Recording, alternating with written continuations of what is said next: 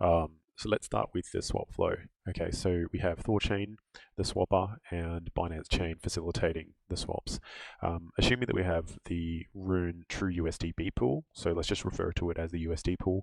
A 1-to-1 ratio means that if I swap one Rune, I'll get 1 USD. Now that's 10 times the current value, and while we hope that happens, that's not the reality. So what we need is a 10-to-1 ratio. So let's say we've got 1,000 Rune and 100 USD. So that means that if I was to swap 1 USD, I'd get 10 Rune. So it's about 10 cents, 10-cent Rune. So in this case, what I do is I swap Rune to 2 USD. So I send Rune in.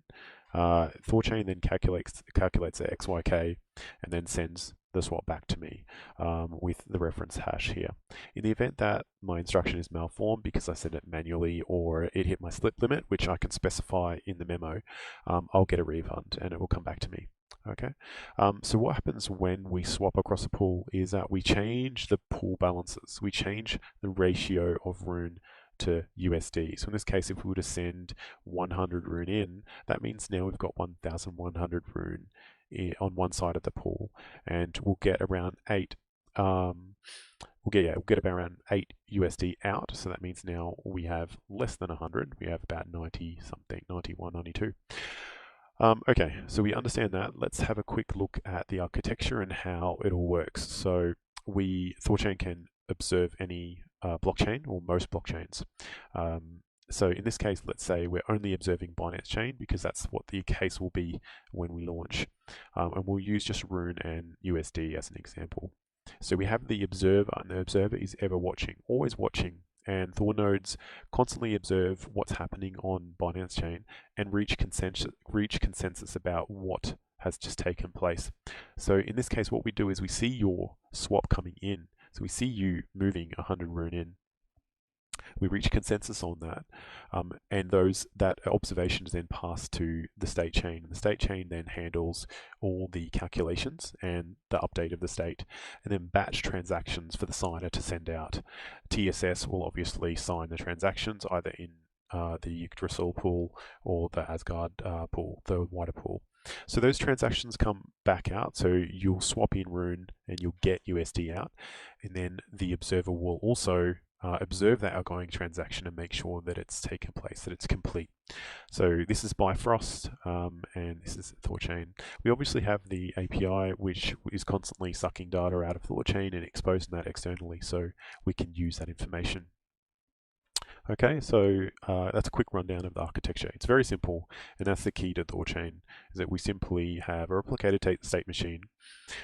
We continually update state, observe blockchains, and reach consensus on what we saw, update the state, sign outgoing transactions, and it's as simple as that. So let's walk through an ARB. Okay, so let's assume the pool is balanced and we have 1,000 Rune and 100 true USD. We know based on that ratio and our calculations that it's 10-cent Rune, which is good, quite happy with that. You come along and swap 100 Rune.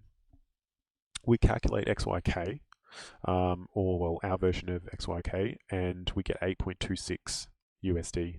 So let's do that on the fly. So we're swapping in little x, which is 100 times y, which is 100 times 1,000, which is big X, divided by little x, which is 100, which is what you're swapping in, plus how much Rune was in the pool to begin with, which is 1,000, and then we do to the power of 2, and we get 8.26. So it's a very simple slip-based fee model, and a little bit different to the XYK that Uniswap use. So we just calculated XYK. So you swap in 100, you get 8.26 out. Now, what's happened to the pool balance? Let's have a look. So the pool is now unbalanced because we have 1,100 Rune and only 91 USD. So we can run a quick calculation to get the pool price in this case. So we go 91 divided by 1,100. And we know that's 8.2 cent Rune. So now there's an arbitrage opportunity because Rune is undervalued on THORChain. So what you can do is buy cheap Rune by by swapping in true USD and getting cheap rune, and then selling that rune on an external market. And so that's exactly what the arbitragers will do. So in this case, there is a little tricky calculation. So we won't go into the calculus here, but there's diminishing returns from your arbitrage. So there's a point, it's about 40% of the trade size. So you can see here, you get to a point where there's no point trying to swap in more true USD, but because you will experience a greater slip. Okay, so ideally an arbitrage is done in like 2, 3 or more steps. So we can go through that calculus or that math a little later, but let's say, for example, we were to swap in 9 true USD, we would get 99 rune out, and then the pool would be almost balanced down here, 1001 rune and 100 true USD.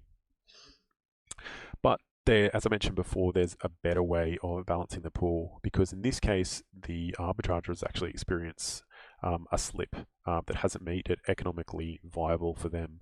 So what happens is, using this this calculation to find out what the optimal arbitrage is, we know that swapping in about 40 or 50% of the ideal trade. So 4.5 USD gets swapped in, 49.39 rune comes out. The pool is still unbalanced because you can see now there's 1048 rune, 95.5 USD, which means the value of rune in the pool, or the pool price of rune, is 9.1 cents. And so we do the arb again, and this time you can see it's about half as much, 2.2 USD, get 23 rune out, and then the pool is almost balanced here.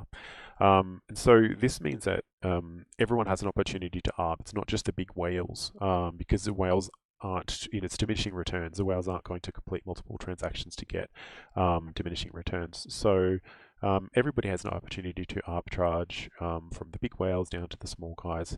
So this happens a number of times until the pool gets balanced correctly. And ultimately it just depends on the pool depth, because if we were swapping big numbers, if we had a very, very deep pool here, so we had, $200,000 worth of rune, then a swap of 100 rune's not going to do anything to the pool, and there's no real arb needed. Of course, there's another way to arbitrage. So you don't necessarily have to swap. What you can do is, if the pool's in balance, you can asymmetrically withdraw or asymmetrically stake. So that's just a little bit of an explainer on how the arb works. I can help you understand it more deeply, and we can work on some code together.